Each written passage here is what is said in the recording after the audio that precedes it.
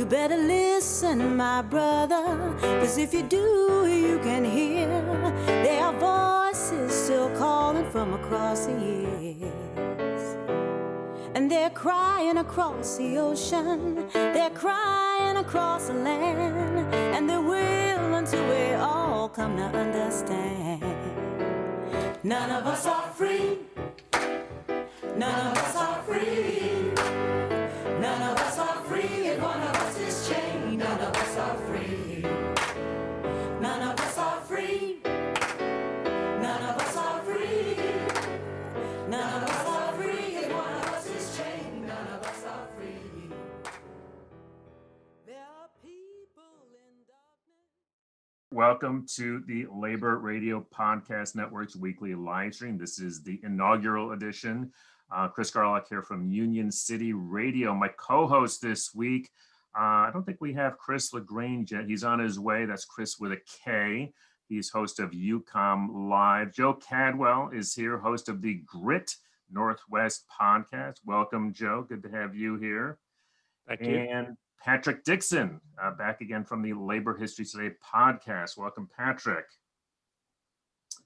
Also, we've got Alan Wierdak. He's also from the Labor History Today podcast, and our producer, Evan Papp from Empathy Media Labs. All right, our guest this hour. We've got a lot of big news to talk about. Obviously, the inauguration of Joe Biden, Kamala Harris, President and Vice President of the United States. I will admit to have getting a little choked up myself. We want to talk about what that means for labor, but they had a very busy first day on the job. And so we'd already lined up Marc McDermott to join us. He served as regional rep for the Pacific Northwest and Northern Plains states under U.S. Secretary of Labor Hilda Solis. We also have Marc, that's Marc with a C, Dan. He served as Attorney General for the state of Ohio. He now leads Dan Law, which specializes in protecting consumers from various forms of predatory financing. And also joining us, Kurt Stand, who's a longtime colleague of mine, programming the monthly Bread and Roses Labor Culture series at Busboys and Poets here in Washington, D.C., which is sadly, but for obvious reasons, on hiatus during the pandemic. But hopefully, Kurt will be back in person sometime this year. He's a regular contributor to Portside, which is celebrating 20 years of seeking out and providing information that empowers the left. And welcome to you all. We have a special guest who's popped in at late notice at the top of the show, and that's my old friend, Joe McCartin, a labor history professor. For the purposes of this show, though, he wrote the book on PATCO. Collision Course, which is about the PATCO strike and Ronald Reagan. And the reason we need Joe here tonight is because one of the first things Joe Biden did today was call for the resignation of the General Counsel of the National Labor Relations Board. And when I was researching Brother Rob, I had forgotten, Joe, that he cut his teeth, so to speak, on the PATCO situation. So I need you to explain to folks why he needs to go quickly. Hi, Chris. It's a pleasure to be with you. Yeah, Peter Robb is, I think, symbolically very important. When Donald Trump named him as general counsel of the NLRB, it seemed like he was trying to send a message to labor. And again, it goes back to the PATCO strike, the Professional Air Traffic Controller strike of 1981, which itself was an important symbolic moment. In 1981, when the air traffic controllers went out on strike, Peter Robb worked for the Federal Labor Relations Authority. And he was the person who filed charges against PATCO for engaging in a strike. And he sought PATCO's decertification as the union of air traffic controllers, a case that actually he won. So he played a key role in the destruction of PATCO. By the time that case was brought, Reagan had already fired the strikers, but the decertification of the union itself was a blow to the entire labor movement. Rob went on to become a management side labor attorney and to fight unions in other contexts in later years in the private sector. But when Donald Trump named him as NLRB General Counsel 4 years ago, it seemed like he was almost purposely resurrecting the PATCO strike. And what we've seen in the years of the Trump administration and Peter Robb as general counsel is that he engaged in a really aggressive anti-union effort, trying to centralize power within the NLRB, away from field offices to make it harder for enforcement to happen, trying to make it easier for aggrieved members to sue unions even on flimsy grounds, and in a whole bunch of other ways trying to really tilt the playing field in management's direction. So for Joe Biden on the first day of coming to the presidency to ask for by 5 p.m. today, Peter Robb to either resign or be fired is a really symbolically important moment. And it, just as when Reagan, came down so hard on the controllers, it seemed to signal a sea change. I think that Biden coming out of the gate and taking on Rob in this way signals a different kind of sea change and a very welcome one. I think we all really agree. We had a meeting, the network earlier today, and we were noting that, and a lot of us liked Biden's speech, but we were kind of noticing that there wasn't a whole lot about, labor in there. And so I think you're right that this is some real, concrete call. Just so a technical question for you, because I don't know the answer to this, and I don't think any of us do. So can he fire Rob? I thought he has a term that goes for 10 more months. He has a term that runs till November. That's right. They have 4-year terms for the general counsel. They're independent of the board members, and that goes back to the Taft-Hartley Act, which separated out the general counsel's office from the board, and gave it more independence, with the idea that the general counsel could become more in the vein of exactly what Rob has tried to be. I think there will certainly probably, if Rob wants to contest it, he probably could. I think that ultimately Biden does have the authority, but it's not really been tested. It's been since 1950 that a president has asked for the resignation of a general counsel. And that was Harry Truman who asked for the resignation of the counsel that was appointed after the general counsel's office was created in this format by the Taft-Hartley Act. It hasn't really been tested since. I think Biden does have the authority, and we'll see what happens. Fascinating stuff. Boy, I tell you, Joe, of course, you're a key part of our Labor History Today podcast. And, it just is amazing how, labor history just keeps not being history, right? It keeps having so much to do with what's going on today. Let me just see, and again, thanks for dropping everything and jumping on before we let you go. Any other questions from our guests or our other hosts here before we let Joe go? I see. Oh, and Kris LaGrange, Kris with a K is here. Kris, good to see you, brother. All right. Patrick Dixon. It just seems it'd be a curious irony if Biden, as the employer of Rob, had to resort to management-style tactics to make his employee Rob feel uncomfortable enough to leave. It seemed a curious irony there. It is. I don't think management likes it when the shoe is on the other foot very often. But Joe, couldn't he do what Trump's folks kept doing? Couldn't he reassign him to, I don't know, South Dakota or something? That's a good question, Kris. I don't know about that. But, I am encouraged by this. I think it's a really important move.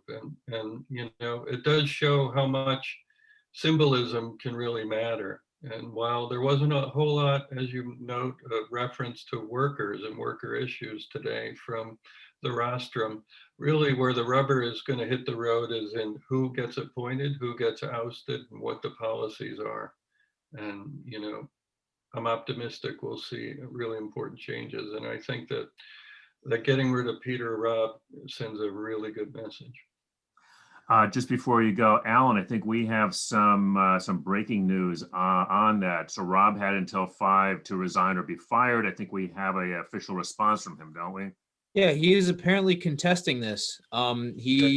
His actual statement from 6:30 is, I respectfully decline to resign from my Senate confirmed 4-year term appointment as general counsel of the NLRB less than 10 months before the expiration of my term. Well, It's I'm really on. interested in how that doesn't plays out. surprise me. Yeah, it'll go to court now, I suppose. But I think that, this is a good symbolic fight for Biden to be in, I think, right now.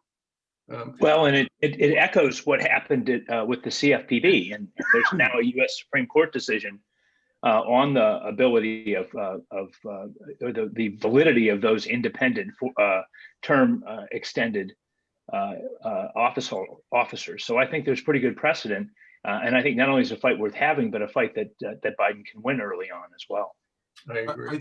I think this is an important issue, but I think that President Biden today could have spoken very directly to the issue of requiring the Occupational Safety and Health Administration to adopt emergency rules, ordering that the voluntary guidelines of the Centers for Disease Control about protections on the job be made legally mandatory.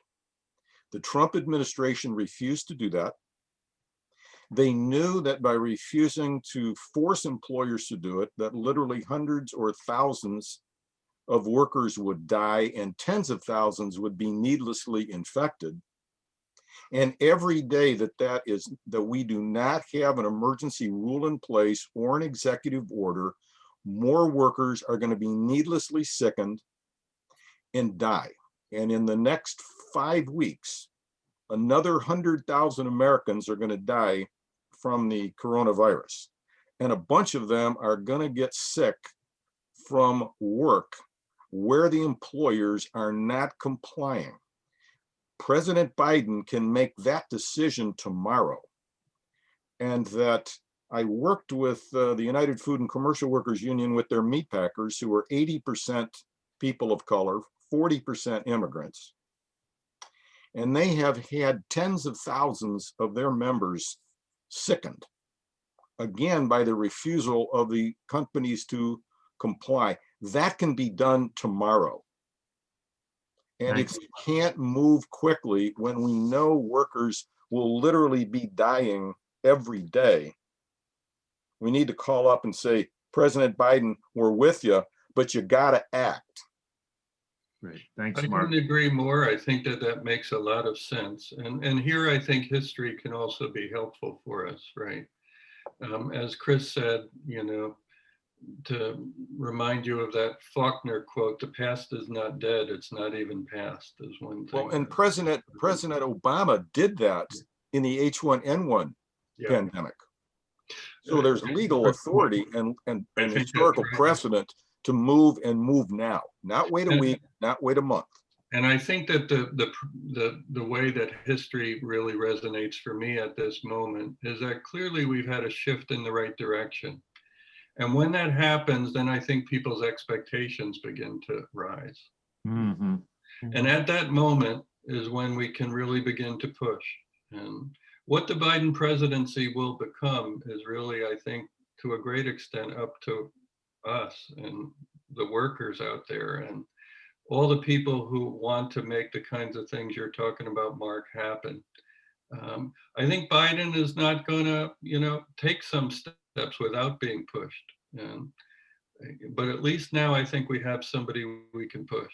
And I think that the Peter Robb thing shows that he's pointed in the right direction. There will be some pushes required over time, but that was true with Roosevelt. And it's, it's going to be true if we have a big moment in the next couple of years. Thanks, Joe. Hey, I promised you 5 minutes, so thanks for dropping whatever you were doing and jumping on. I'll probably follow up. We're probably gonna need you to get him on the radio show tomorrow. But thank you, Joe McCartin, author of Collision Course. All right. Thank you so much, Kris. And you guys, I think, are one of the things that makes me so optimistic about labor in this moment. So thank you for the great work you're doing. Appreciate it. All right, Joe McCartin. All right, let me do a just a quick go around from our guests, and then just do our usual freewheeling, open it up here. Mr. Dan, I just wanted, actually, let me get you to tilt your camera down slightly if we could, so we can get more of you and less. There we go. Wanted to get the full Marc Dann there. There's a little more of me than people want to see. So you had a great column in the Working Class Perspectives blog, which should be required reading, I believe. Time to Deliver: How Biden Should Respond to the Insurrection. Just give us a couple of the key thoughts you had there to share with folks. Well, I lived most of my life in Youngstown, Ohio, surrounded by working class and union workers who are my clients and my friends and my neighbors.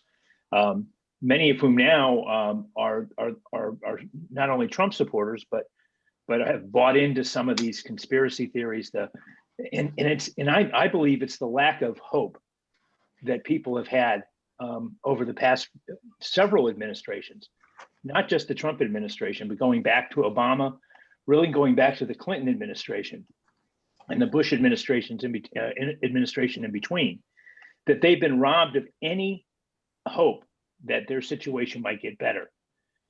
Because the question in my mind, and the question that we should not forget about, is as joyous and peaceful as today's celebration was, is that how did we get here? How did regular people who were my friends and my kids' football coach end up following a charlatan like Donald Trump to the steps of the U.S. Capitol and inside to cause violence and harm? And I think we have to look at the failures, not just of the Republican Party, but of the Democratic Party as well, to embrace those that they purport to represent.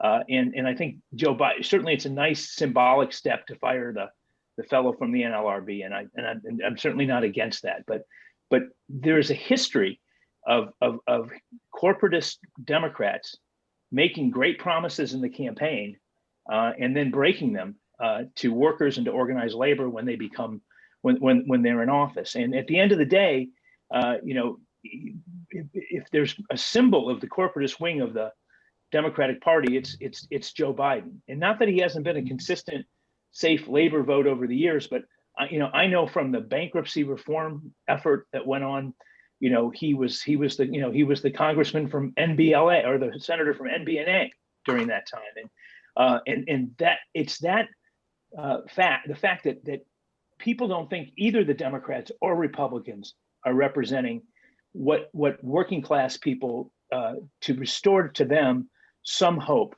that their situation will improve. And all they've seen over the last 20 years is a decrease in their standard of living. So I talked about some of the things I thought Biden could do, both unilaterally and with Congress, in order to achieve that. Thank you, Mark. And just a reminder to all of our co-hosts here, this really is wide open. So Chris, Joe, Evan, Patrick, Alan, I see a lot of nodding heads there. Don't be shy about jumping in. Chris, what's on your mind, brother? We like to blame the Democrats for all of our failures, but why aren't we looking at ourselves in the mirror? I do communications for 35 local unions and labor councils in the Northeast, and I will expand. UCOMM will grow, and certain choice unions who had control of their culture, like Local 3, IBW, New York City, told their Trumper rank and file, vote for Biden, Trump is bad. He had the courage and fortitude to do that as a labor leader, because he also told his members, if you don't like me, then you do this job and I won't do it. Well, guess what? Electricians in New York like making money and making $250,000 a year and driving 2 pickup trucks. They're not going to argue with him. How many of my clients in education and communications failed to even put the word BIDEN in their communication? We can blame these lib-lab Democrats all we want. Really, the problem is us, because the Democratic Party does not feel threatened. We're not going to their homes where they live, elected officials, whether they're county legislators or congressmen, and holding their feet to the fire when they let us down. I mean, what did we say when they let us down with the Employee Free Choice Act? Oh, it's okay. We want health care. Now we got this PRO Act. Now we got to hold them accountable. And it's not just holding them accountable, but the new Republican that's coming in. You know, we also got to realize that, you know, everybody in this call, except for me, has books behind them. You're smart, Chris. So is the other guy. We're all intelligent people. Are our rank and file intelligent enough to decipher fact versus fiction? Do we blame the American educational system for the rise of Trumpism? I think we are all to blame for this. You know, we lost our way of labor leaders.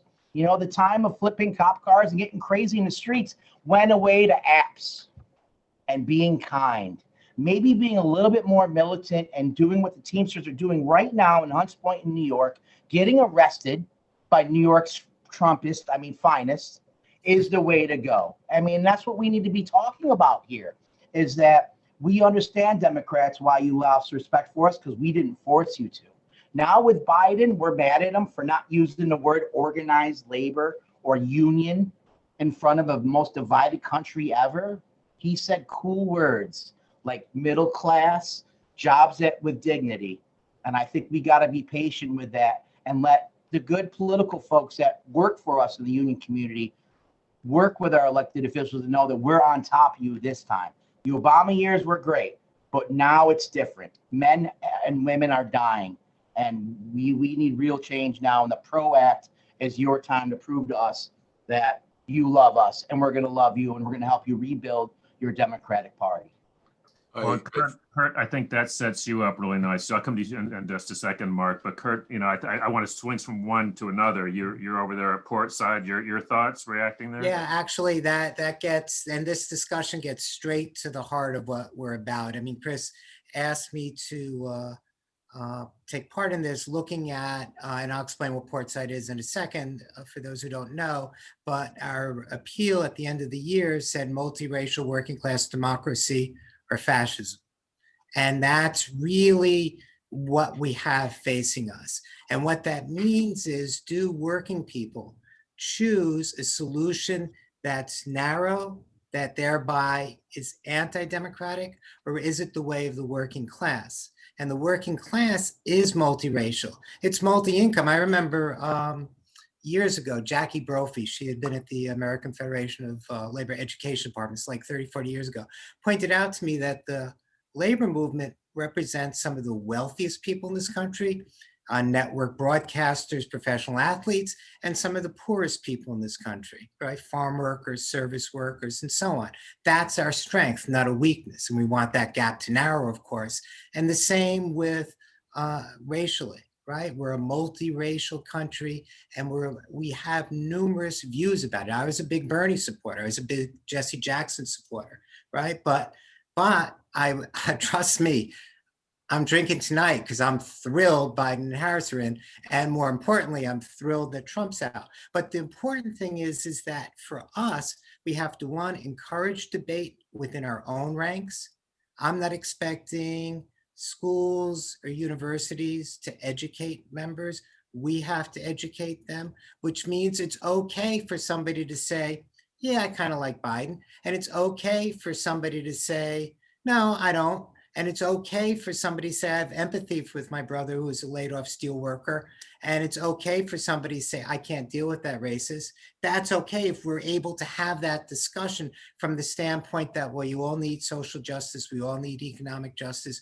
We all need racial justice. We all need the same thing. And just as a little promo, Portside is the left. If you've ever been on a ship, right, it's the left side. We're a collective. We come out every day with 5 articles that we choose randomly, sometimes from working class perspectives, including that wonderful one that I got listening to Chris's show about Christmas films, being a big Christmas person. We have a labor post once a week, and we have a culture post. We post on science, on food, always from the point of view of educating people, and we respect the people in the labor movement, and we respect their ability to think, and in our society in general, though not just in the labor movement, of course, to think critically and to learn and to act. So that's my spiel. I want to Thank build you, on a sir. couple of these comments. One is, one of the great mistakes that we made in 2009 and 2010 was saying, oh, Obama's in, Democrats are in, we can sit back and they'll take care of it. And they didn't take care of it. And we collectively need to own what we didn't do to put the pressure on them relentlessly during those 2 years. And at the end of the 2 years, they got bombed, and then nothing was going to pass Congress. You could have just said, well, forget about Congress for the next 6 years, and I'm going to pass anything that's going to help us. So in 2021 and 2022, we have to learn from our own historical mistakes of what are we going to do that is profoundly different. We've put enormous amounts of energy into winning this election. We need to keep that energy up and pressure, support Biden and the Democrats where they're doing good things, but push them hard and create space for them to win. The other thing we need to do is to own that probably close to 50% of non-college educated white men in the labor movement voted for Trump. Okay, let's be honest about that. Now, Trump is virulently anti-union. There's overwhelming evidence to that effect. Why would half of the non-college educated white male members of labor vote for a guy who is a notorious union buster and Mr. Rob being the latest version? Black members in the labor movement didn't vote 50% for Trump. Women didn't vote 50%. Latinos didn't. We need to look inside of our own labor movement and figure out how we're going to have a constructive struggle to try and win back a lot of the members who were voting for somebody who said very clearly, I'm in favor of national right to work. I mean, why would people do that? Let me We need to struggle with that question. I want to get Kurt back in on this, but I also want to get Joe. You've been quiet, and Joe hosts Grit Northwest. He's out of the Carpenters Union. Joe, what's on your mind? I'm just in awe of what everyone's been sharing so far. You know, as a rookie podcaster, I feel like I've just really more beneficial just to kind of keep my ears open and learn from what I'm hearing here.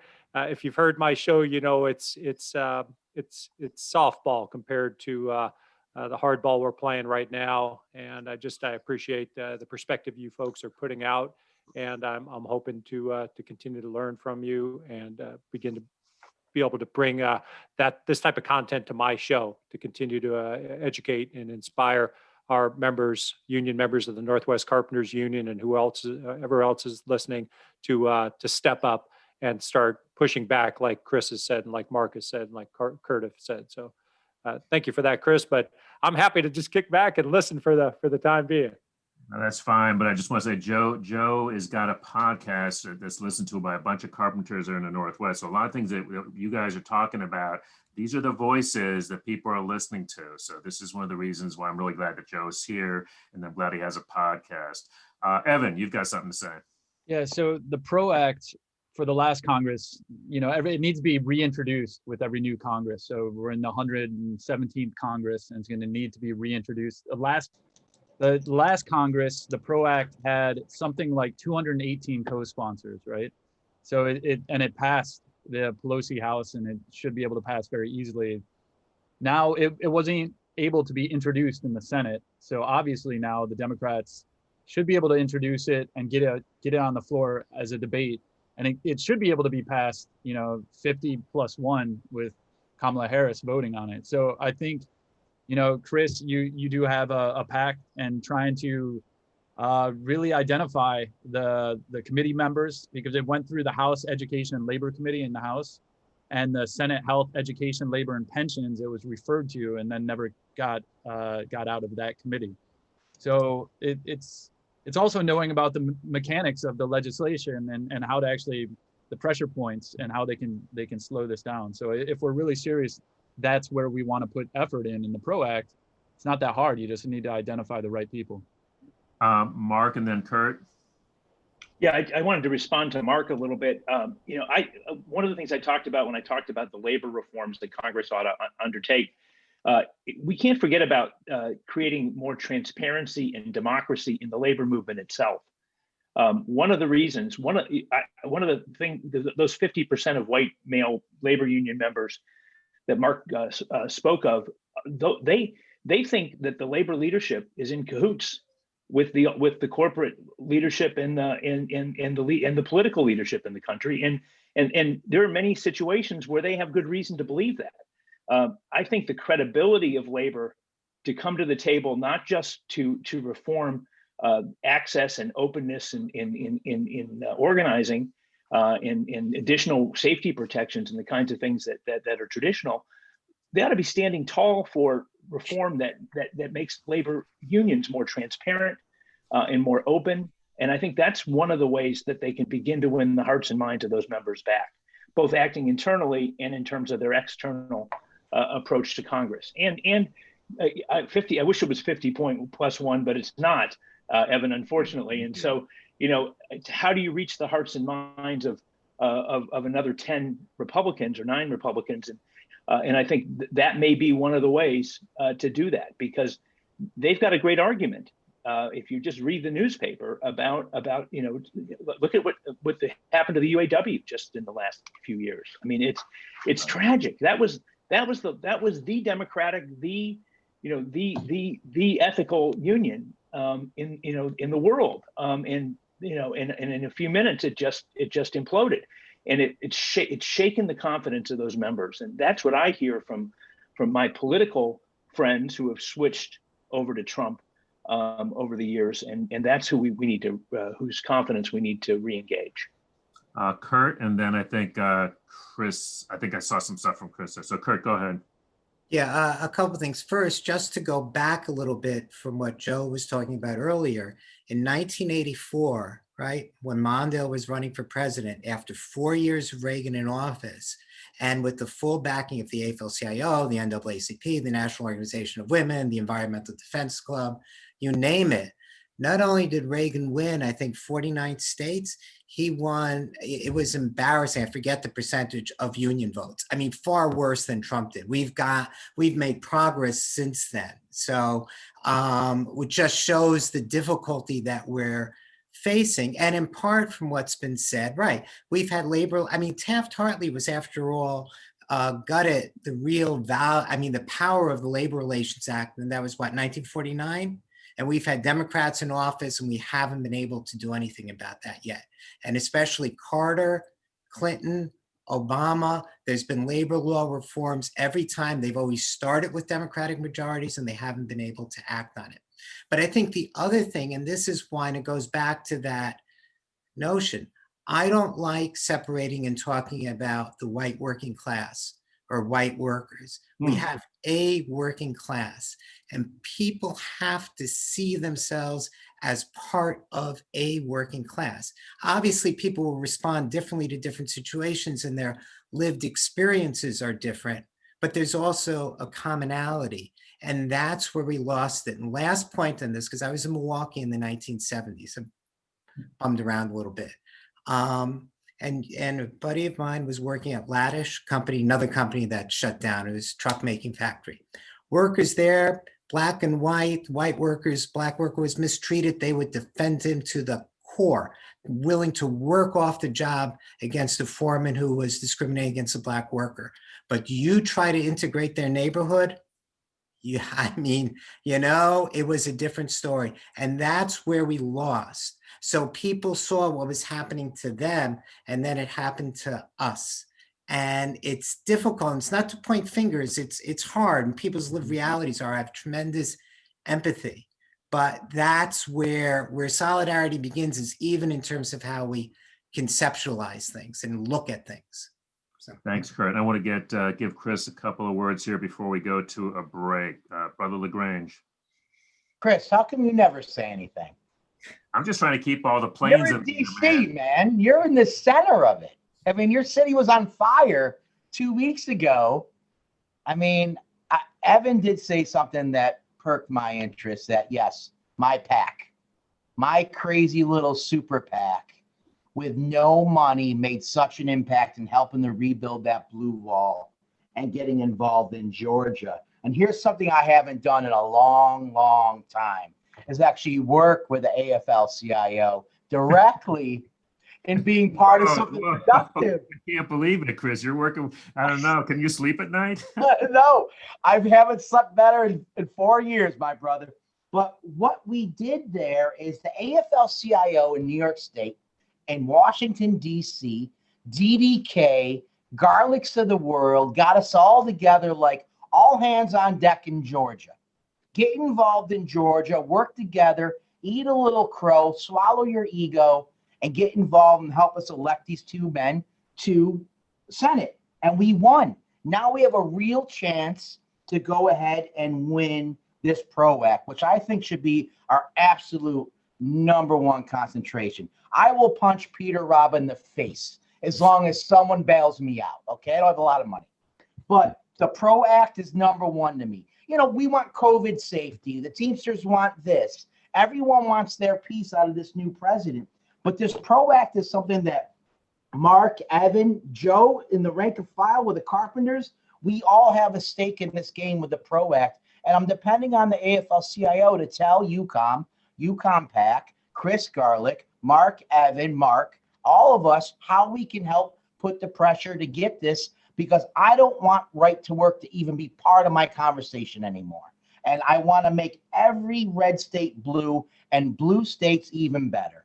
Like what Mark was saying, you know, we need to be progressive even within our own ranks, and we can't do that with red states and low union density. So I'm depending on the AFL-CIO to be more open with all of us labor communicators on what we can do to make this law, you know, make this dream a law. Thanks, Chris. And we want to keep this conversation going. And I will say that one of the things that I have heard specifically to the PRO Act is that battle is not going to be won in the Capitol, that battle is going to be in the streets. You know, it's going to have to be a movement this time. And that goes to, I think, the points that all of our guests have made, which is that we've had a number of bites at this apple before, and that generally what tended to happen was that it got sort of put into the hands of the lobbyists and the professionals and the people who cut the deals behind closed doors. And what I'm hearing here in DC is that we are going to need to be mobilized. And it's interesting, you know, when I talk about mobilized in the streets, I mean, we have a different idea of what that could mean. I mean, we're talking about our normal mobilization that we do as a labor movement to make sure to stiffen the spines of our supporters in the House and in the Senate. That's what I'm hearing. And we're going to need to get more folks on this show and frankly on all the shows. And this is one of the reasons that this network exists, is that we need to build a drumbeat across all 83 shows, I think it is now, that we have in the network for the PRO Act. That would be a real feather in our cap. All right. So if everybody can stay with us, that would be great. We got another 15 minutes to go, but we want to bring in another voice, an exciting voice. And to set that up, I think Evan is going to run a little video for us. So if you could do that, Evan, and we'll see you guys on the other side of that.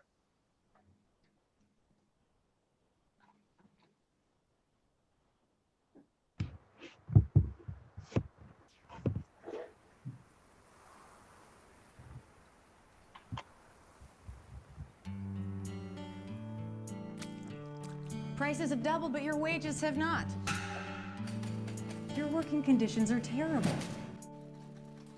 So, I'm tired of all the people. What if you could earn $90 in 6 months? Who tell me I should just go sit down. You think the government will let an immigrant tell them what to do? I'm sick of being seen as feeble. I'm Stefan Sokolowski. And being scared in my hometown. Do you live here? I live there. My name is Rebecca Almazo.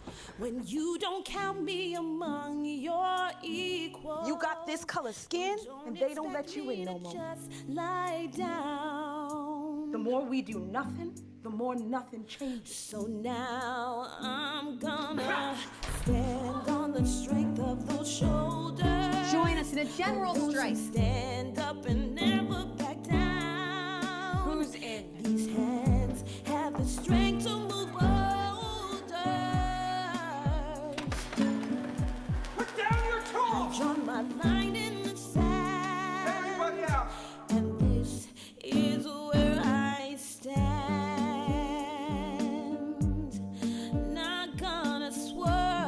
isn't illegal to speak one's mind in this country.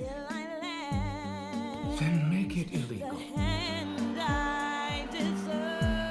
Is it not time to stand together and demand our rights? So now I'm gonna stand on the strength of those shoulders. Look at this, a revolution under our noses. Forget about that Jewish girl and this strike. For it, stop! People have a lawful rights. Get the damn thing stopped before it gets off the ground. And this is where I stand. And clear those troublemaking foreigners out of the unions and right out of the country. I've drawn my line in the sand. If you go step on Sokolowski, I'll go with you. This is where I stand. Everything's changed. The world's upside down. But we can't stop. All right. So welcome back. This is the Labor Radio Podcast Network weekly live stream. I'm Chris Garlock from Union City. Before I introduce our next guest, we just reintroduce our existing panel. Marc McDermott, longtime economic justice and labor educator. Marc Dann, that's Marc with a C, leads Dann Law, specializes in protecting consumers in various forms of predatory financing. And Kurt Stand. Kurt, I didn't realize this movie was named after you, but there it is. He's a contributor to Portside. My co-conspirators, my co-host today, we've got everybody here. There's Chris LaGrange. That's Kris with a K. I'm Kris with a C, just so everybody knows the difference there. And Joe Cadwell. Kris is with UCOMM Live out of the New York City area. Joe Cadwell, Grit Northwest Podcast up there in the Northwest part of the country. Patrick Dixon, my collaborator on Labor History Today. Alan Wierdak, also from Labor History Today. And Evan Papp, our master producer, as getting everything running smoothly there. And I'm really pleased to welcome to this conversation Danny Schur, who's just put out a movie about a general strike that's over 100 years old from Canada, Winnipeg, where Danny is, where he told me it was like something like 35 degrees below zero yesterday. So I don't want to hear anybody complain about the temperature at this point, because Danny was actually out skating for some reason. But anyway, great composer. He produced this film. So Danny, you went around and raised a whole bunch of money from a whole bunch of labor leaders. You got to tell me how these conversations went. And Chris LaGrange, you got to think about, Danny's walking in to talk to the head of IBW, asking for money for a labor musical. How did that go for you? Well, that one specifically, Sherilyn Wright, who I believe is chief of staff. I'm not exactly sure of her position at IBEW. She walked us in to see President Stevenson, and the look of skepticism on his face was definitely super diplomatic in his Southern gentleman. Who let this guy in? But he, like, I'm a talker, as you will soon find out, and he just let us talk. We said, "Here's the vision. It's Norma Rae, but it's Hamilton, and it's specifically targeted to I don't know what exact demographic we use that day because it changes on a meeting by meeting basis, but we just said, we know for sure that this is the Glee generation. Musicals are cool. It wasn't cool when I was growing up. I don't know what it was for you, Kris, but when I was a hockey playing lout in the 1980s in the Canadian prairies, there's not a way in hell I would have admitted to liking musicals. But to everybody's credit, President Stevenson's and everybody, and I'm telling you, this was almost exclusively an old white guy circuit that we were doing. Who's got the money? They saw the wisdom in what we were proposing, which was, we're going to make a movie that on your behalf will be delivered to 750,000 school kids across North America, used in the curriculum, used to inspire. And we know for sure, like we've heard places like Variety magazine say, wow, we get what they were doing. It's really amazing. I want to open this up because I have to tell folks, one of my hats I wear is a director of the DC Labor Film Festival. Obviously, we had to go. We've been around for 20 years. As of last year, we had to go online because of the pandemic. We've actually been doing real well. We've been building audience, not only here in DC, but around the world. We had over 500 sign up for the film last night, which is a new record. And people just absolutely loved it. It's got, and the thing is, it's got all these issues. We'll talk more about it, but I want to open the floor up to other folks who have questions for Danny. And this is open to anybody. So guests, podcast hosts, so just, you can jump in, raise your hand, whatever. Brother LaGrange. Yeah. So Danny, haven't seen it yet. I'm assuming it's gonna make me cry, right? Is it gonna make me cry? Like a baby. In my younger days, it's a good thing. In my younger days, I had the privilege and honor of directing Waiting for Lefty in a SUNY school in upstate New York. Garlock, a native upstater. Oh yeah. Waiting for Lefty by Clifford Odets, and it changed my life. After that, it pointed me to the AFL-CIO Organizing Institute, and here I am. So, Danny, I think what you're doing is completely divine, and I'm hoping it inspires the American Union movement to not fear going into a meeting with Lonnie Stevenson and other folks and being like, let's do this Americana style. When I was at the IBEW convention in St. Louis a few years ago, I met some IBEW brothers from Saskatchewan. I couldn't understand them, but man, we drank a lot of beers and we had a good time. Working class guys and gals from Canada and from us here in the States, Mexico, all over the world. We have a lot in common. I applaud you, my friend, for doing that for us. I can't wait to watch it, and I'm going to buy it.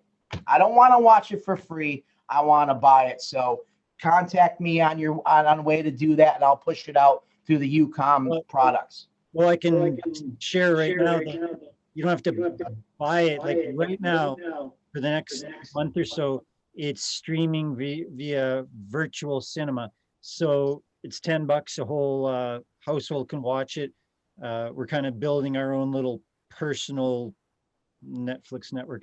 I just want to return the love from Canada to the US.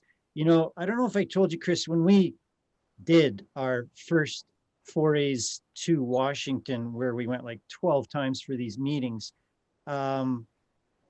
we were not sure whether this Canadian story would be met with any love, because, Canadians' impression of Americans is that they're just not going to listen to us. And God bless every single leader from Lonnie on down. Everybody said the same thing.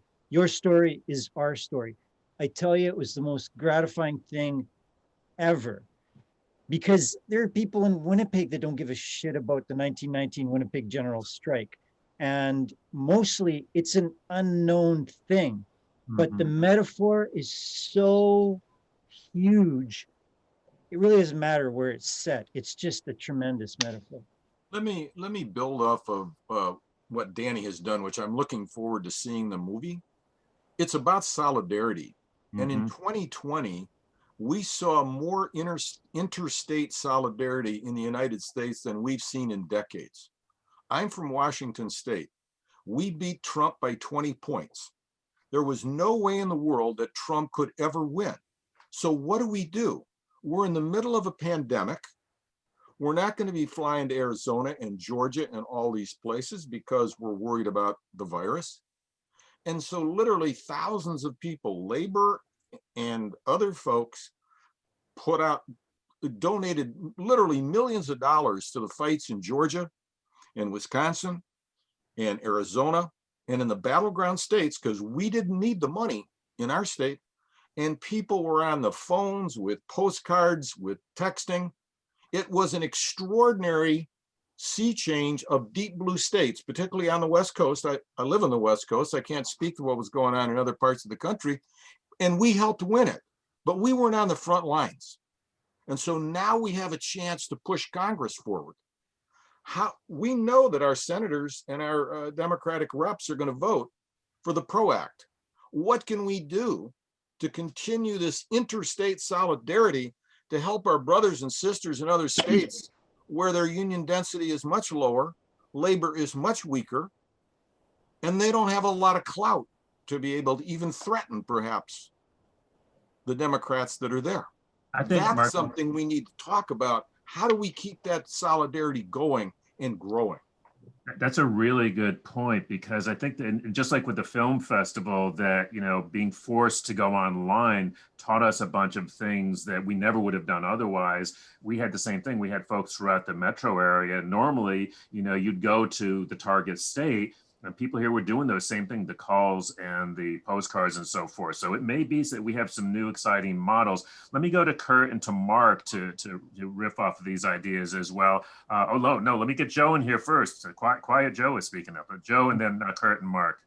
Hey, Danny, I'd just like to learn a little bit more about the inspiration for the film. And was this your first production that you've done? And possibly what do you have next in mind? No, I've been a composer producer. I started in the pop industry way back, like in the latter part of the 80s. And I was a producer of pop acts, but I saw the light and I switched to doing musicals right around 2000. And this was my third. And around these parts, up until then, this story was so non grata. The general accepted thought from, let's say, 1920 to just about till 2000, was that the Winnipeg General Strike of 1919 destroyed the city. The socialists took over and it was all downhill after that. That was kind of the accepted sort of narrative. But then these scholarly things came out that pointed out, wait a minute, it was the First World War that destroyed the economy. Didn't have anything to do with General Strike. My way into the story, I'm Ukrainian Canadian, and the dude that was at the center of it, I don't want to give away the story, his name was Mike Sokolowski, and that is like Ukrainian as anything. When I first just even had an inkling about doing a musical about this, I was like, oh, I got it. The way in is the immigrant story, because of course it's labor. But the way in is through my background. And I knew, like, my mom had such an insecurity complex, and it comes from this era of the shame when being an immigrant was like horrible. And then I discovered this whole boiling cauldron. This was the era of the suffragette movement. Manitoba, right here, was the first place women could vote in all of North America. I think we were 3 years ahead of the States. And the issues of race, and all of a sudden, the general strike became this metaphor for exactly what was going on today. And the stuff that was coming out of the mouths of people then, you would swear was some Trump speechwriter. So that's what got me into it. And, you know, I'm a composer. I'm like, if it's dramatic history, it's going to make a good musical. So that was kind of, did I answer your question?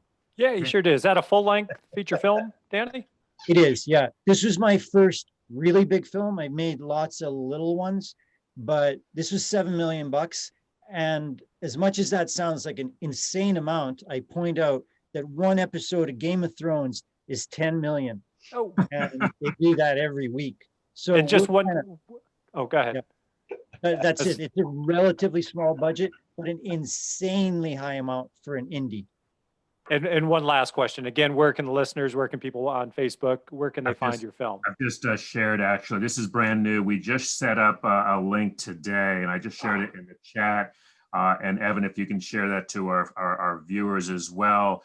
We did a Q&A with Danny, with the director, fabulous director, and with the guy that played Mike Sokolowski, actually, who's got a whole other interesting backstory.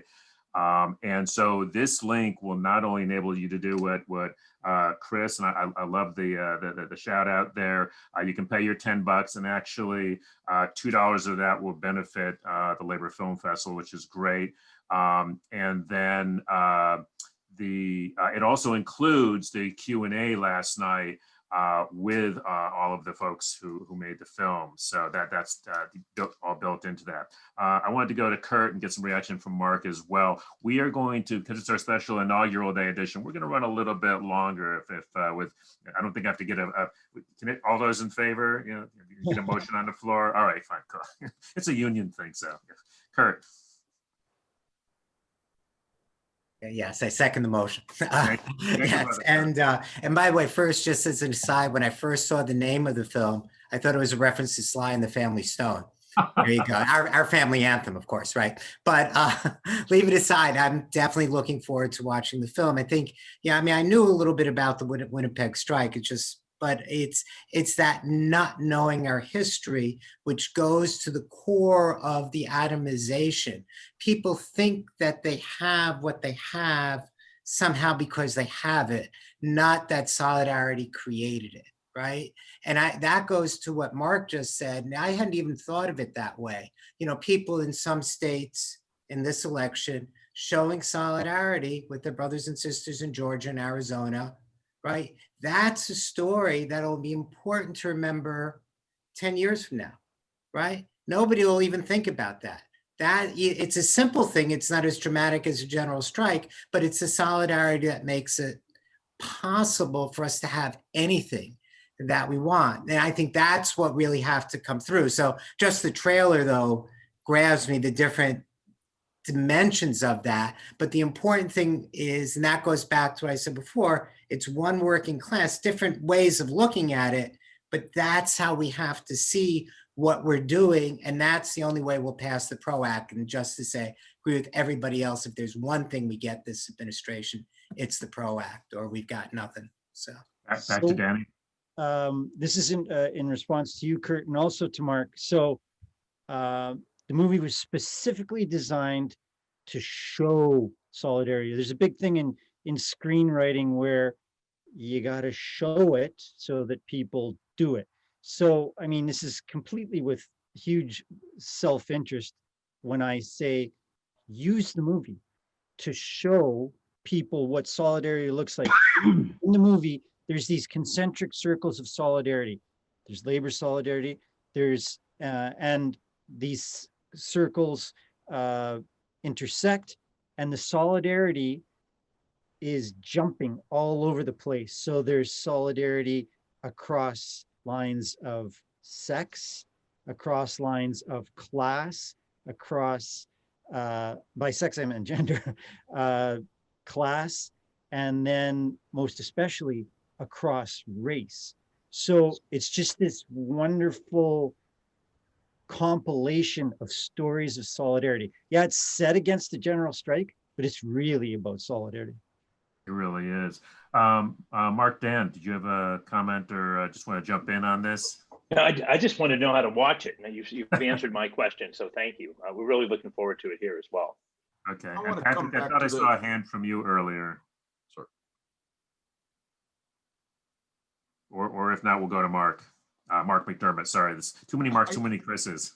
I think it's important to remember that we made history in 2020 with this interstate solidarity. Yes. History isn't just yesterday. And I'll give you a micro example. I live in Seattle. We voted 93-7 in favor of Biden. And people who grew up out here, they're literally, and they haven't lived in other parts of the country. I'm from Chicago. My wife's from New York City, from the Bronx. And they're going, what's wrong with the people in the rest of the country? And I said, calm down, calm down. Don't get this arrogant West Coast stuff going. But there was a group of 20 friends of mine, all retired, who did 20,000 texts in the 3 weeks before the election. And every day they were like challenging each other to do more. And it was mainly going into Arizona. And then after Arizona, then they shifted over to Georgia. And those people are sitting there and they're high as a kite today. We're going to bang pots and pans at 8 o'clock tonight. We're going to march through the streets in our neighborhood. And what are we going to ask those people to do now to like pass the PRO Act or some other major pieces of legislation? They're fired up. They're inspired. They got time on their hands. we can't just let them drift back and then wait till 2022. We got to figure out ways to give people ideas to be involved now. Well, let me throw something out. We'll just sort of go around the horn one more time before we wrap up. But I mean, yeah, let me be clear. I'm totally for the PRO Act, but you know, maybe it's because I'm here inside the Beltway and we've seen bills come, we've seen bills go, bills that don't get brought up. Kris knows what I'm talking about. What I'm concerned about is that, you know, Georgia, which we hadn't have a shot of winning that thing. And let's be honest, Donald Trump helped us a shitload, you know, but it was a lot of the solidarity, it was those phone calls, it was that person-to-person contact, but it was also about getting control back of the Senate. That was a good motivator. I gotta tell you, and a bunch of people here tonight are much more in touch with the grassroots than I am. It's hard for me to imagine the grassroots getting fired up about labor law reform. I mean, most people, if I say labor law reform, their eyes roll up in their head. So, and I just don't see that happening. And the PRO Act, I mean, doesn't mean anything to most folks, you know, down on the ground. So I'm skeptical. I'm all in. We will do everything that we can to promote it throughout the network. But I'm skeptical about being able to fire up a grassroots movement about labor law reform. So maybe it's a framing question, but who can help me? I mean, one of the reasons I wanted to have Danny on is because, frankly, I think a little labor musical, you know, $7 million labor musical is, you know, that kids are going to watch. It's got a better chance, frankly, of reaching folks who would never go to a rally, much less go to demonstrate for the PRO Act. That's just my take on it. But who wants to tell me I'm wrong? Kris. Well, you're not wrong, Kris. You're incredibly right. When you and I first met, we argued back in the Meany Center about labor's involvement with ads and multimedia. Things have changed, brother. We all have gotten older, balder. You know, I mean, well, this hat doesn't come for style, dude. But guys like Danny, guys like John Favre, IATSE unions, creative people need to get together and help us sell that union narrative in these states like Georgia, Mississippi, Alabama, even Florida, to say this PRO Act will make your life better. And if we don't adopt that as labor communicators and as leaders in our field, then we have failed. And I know I don't want to see the PRO Act fail. I think that I will dedicate UCOMM PAC. I lost all of my law enforcement clients over this presidency, and I don't give a rat's ass. I will continue to fight this fight, but I'm depending on guys like Danny. Congratulations, brother, but your fight's far from over. You got to help us in the states with this PRO Act. And you got to reach out to the Hollywood types to aid us. Because if J-Lo can do whatever she did today, sexy as she is, she needs to step it up and bring the Hollywood community on to educate people like we did the white voter in 2008 with Obama. I think it's in our grasp. And we're depending on the AFL-CIO and all of ourselves to make sure that happens.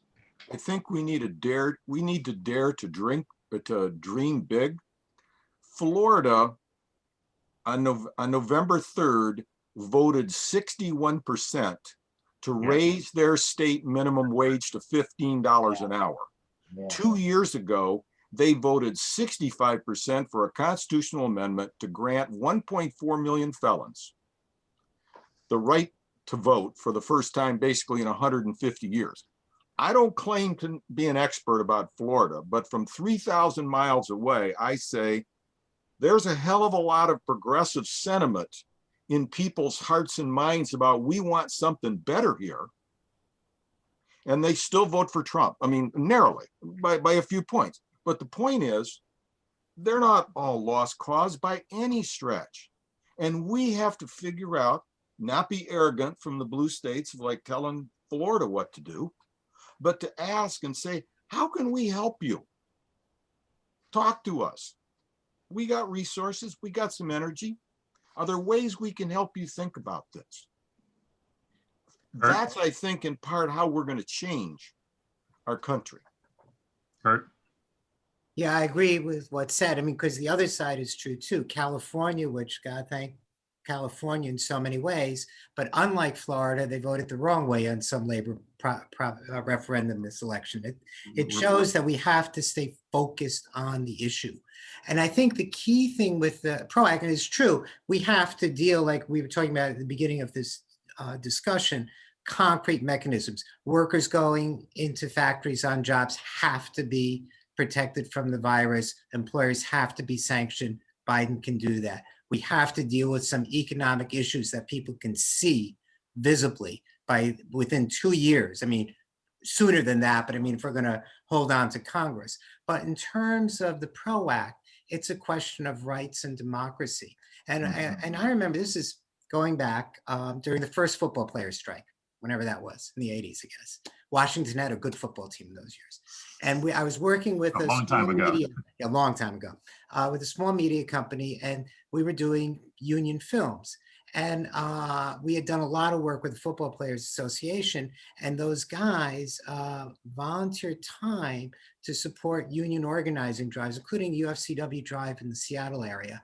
And we would show little ads, Bertha Cable, for high school football games, right? Not general things on TV that nobody watches or cares about, but we would get these guys, you know, John Riggins, what have you, right, to do ads, and we would show it at on the local station that was broadcasting a high school football game.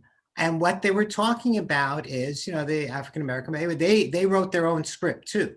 You know, I know what it's like having the notion that I have an owner telling us what to make doesn't sit well with me. That's why I support the union, right? Or I do this, you know, I see this guy with busted knees and no pension. That could be my fate. And then we did it. So and so the PRO Act, yeah, if it's a lobbying thing, or if it's just, we're going to read these amendments. No. Do you want to have decent wages? Do you want Social Security? Do you want to be able to retire with dignity? Do you want your kids to be able to go to college? Do you want health care? Then we need a strong labor movement. We need these rights. Bingo. Easier said than done, I know, but that's, you know, but that's the way we have to frame it as an organizing issue, connecting the two. Otherwise, yeah, we're not going to get it. That works for me. Yeah. Mark. Oh, sorry. Who? Yeah. I think we had Chris, we've had Mark, we've had Kurt. I'm just trying to get to everybody. Jump on too, yeah. Evan, go ahead. Yeah, so I mean, definitely we need the PRO Act, and I agree with what's being said, though. We also need mass traction economic issues that actually show material gains before the next election. We need to expand our mandate in 2 years, which hasn't really been done since like 1934. Mm-hmm. And so something that just came out that from yesterday, Joe Manchin, the so-called conservative right-winger Democrat from West Virginia, says, quote, the most important thing, do infrastructure. Spend $4 trillion over a 10-year period on infrastructure. A lot of people have lost their jobs, and those jobs aren't coming back. They need a place to work. If we can get $4 trillion, and I don't think it should be on books, it should be through the Federal Reserve lending. We shouldn't go to the Treasury and ask Wall Street to buy, you know, the treasuries and help fund it that way. But if we can actually get $4 trillion on infrastructure, American Society of Civil Engineers says there's $4 trillion of infrastructure that we need to invest in. Those are going to be jobs that people are going to feel right away, and people are going to see changes, and that is how you're going to shift.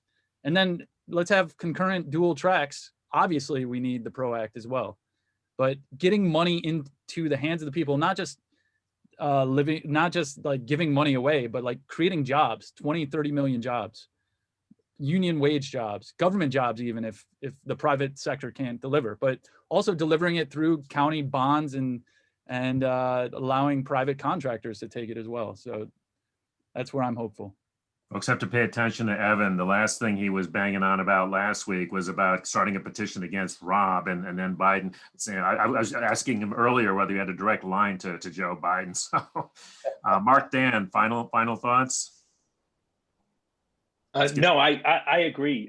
You know, the minimum wage issue, I think, has a lot of legs, and I think not only can it be a potent weapon to help people's lives, but it will also can put some Republican senators in a very bad spot.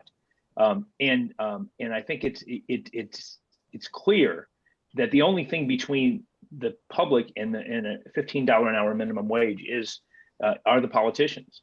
And I think that's a great winning argument. The infrastructure idea is great.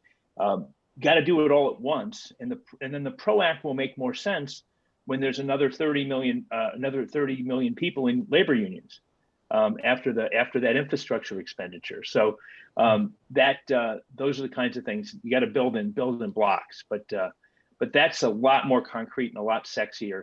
And also, Biden's got to look at things they can do unilaterally. Mm-hmm.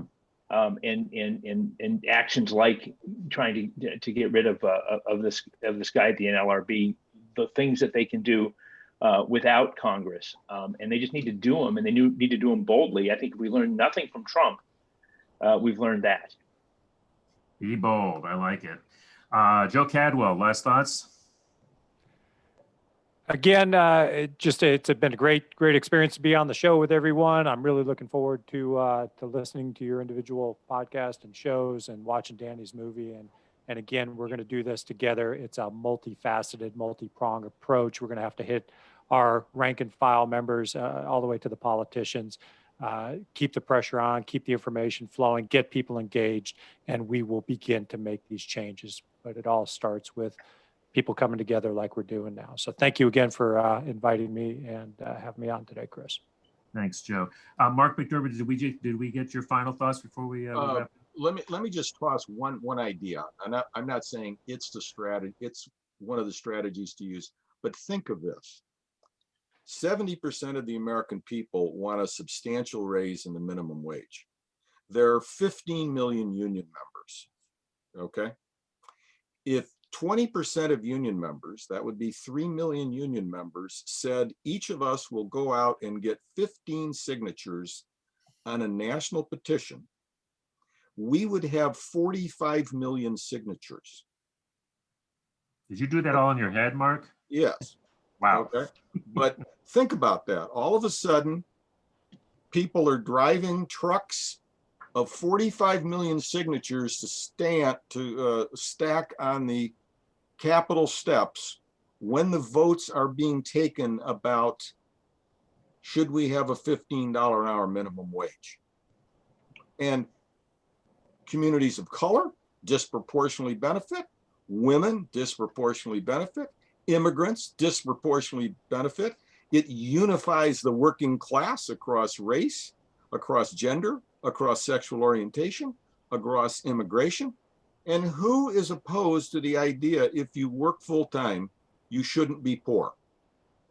That is a rallying cry in America. I think people could get behind that. But we have to be bold to kind of go, well, why not try something like that?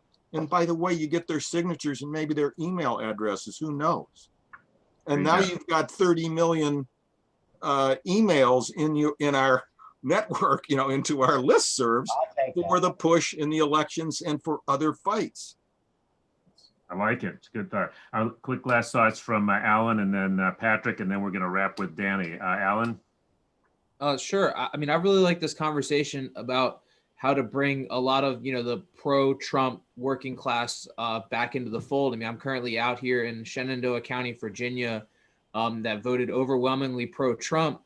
And it's just, but these are still working people. So I agree with all the sentiments that, whatever it takes, whether it's infrastructure spending, whether it's the minimum wage, there has to be a way to just improve their daily lives. And perhaps by doing that, whether it's through wages, whether it's through infrastructure investment, perhaps we can start to bring them into the fold because, the way I see it, these folks have been duped. I think they've been duped a lot longer than just 4 years as well. And they're just, disenchanted with essentially both parties. I mean, I've been driving around here and I've seen, Trump signs, tons of Trump signs, Trump flags, but also Trump signs with Pence cut out, clearly engaged. And how do we bring those folks back in?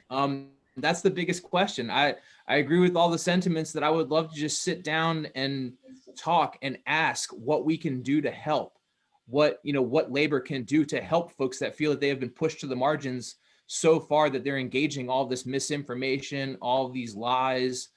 Yeah, those are really my thoughts. I have to tell you, I was looking for Martin Luther King quotes. I thought I knew all of his quotes, but I found a great one the other day. He said to fight with love. And I thought, and I thought that's so. So it's not about don't fight. He's not, you fight, but you fight with love, and that's kind of what I'm hearing. Patrick, thoughts from you? Alan touches on an important subject, I think. I mean, for all the focus on the sort of exciting and new agenda that's sort of possible for Labour, the Republican Party has a real crisis on its hands. You think? I'm curious about the degree to which, a civil war within the Republican Party might, how that will affect the Democratic Party's legislative agenda, whether the party will be in so much crisis that it won't be able to focus. I mean, typically, those of us in DC, we know how difficult these sort of legislative agendas are because the Republicans, they all line up behind one another and, march in unison against you. Now, they've had a bit, a few too many marches in DC lately. So quite how that's it's going to be quite a dynamic situation, I think. Just one other thing I wanted to report. I've been closely studying the aerial photographs, and credit where credit's due. Biden did not get as many people attending his inauguration as Trump. He had more flags. Clearly, he had more flags. But just for the record, it was still a very popular occasion, but And fake news. All right, Danny. Perhaps it's important to think about, what Fred Hampton was doing with the Young Patriots and the Rainbow Coalition. Fred Hampton was like, if they fly the Confederate flag, whatever, we'll use that to bring them in, which is a crazy thing to think about in 2021. But, Fred Hampton was onto something, as radical as he may have been, the Rainbow Coalition, international working class solidarity. So, I'm not going to let you put together a show on that one. I'm a little skeptical, but all right. Danny, sure. Last thoughts. As a Canadian looking in, I'm happy that this movie has kind of cross-border solidarity that it has. Use it for all it's worth. Thanks for the opportunity to even talk about it. Thanks, Danny. And the last thing that I would just say as we're wrapping here is that, first of all, thanks to everybody, the guests, the hosts, for joining us here today. Really appreciate it. Spending some time with us, and especially since we extended it out.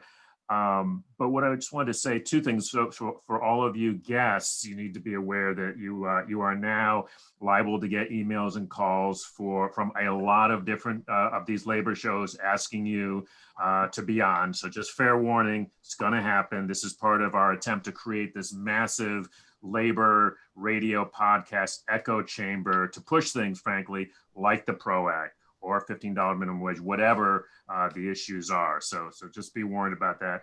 The other thing is that, this network, and Kris knows because he was there, at the beginning 2 years ago, Kris, it was you, me, and I think 5 other people talking on a conference call. We didn't know from Zoom. I don't even think Zoom existed at that time. And really took off over the last year since the pandemic, and now have over 80, including we got a couple of shows in Canada. We picked up one in Australia this last week. There's one in England, most of them obviously here in the States. But I just wanted to say that for me, it's been so completely inspiring to meet folks like Joe, who are there on the ground in the Northwest. I wouldn't know Joe if it wasn't for the network.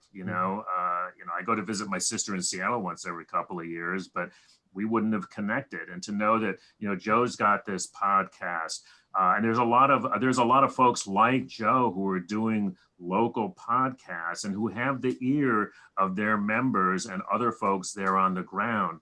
And I gotta say, and again, I'm here in the Beltway, and it's hard. Those of you that have been here, and Kurt's been around for a minute, you know, it's hard to get too excited about legislative efforts, right, Chris LaGrange? I mean, it's you know, it's a long slog, but I have a lot of faith in the grassroots. And when I look, and you know, there's 1,500 right-wing radio stations.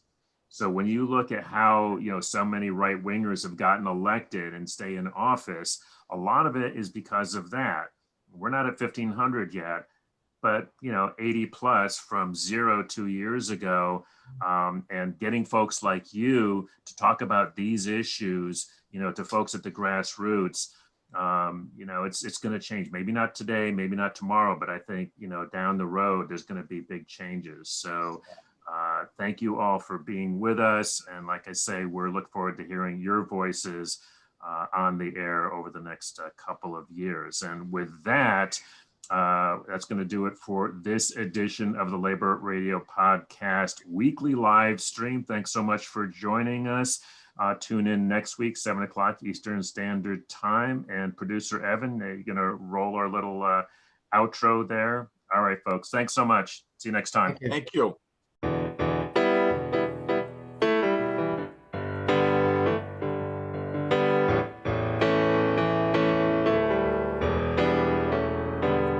You better listen, my brother, 'cause if you do, you can hear there are voices still calling from across the years. And they're crying across the ocean, they're crying across the land, and they will until we all come to understand. None of us are free, none of us are free.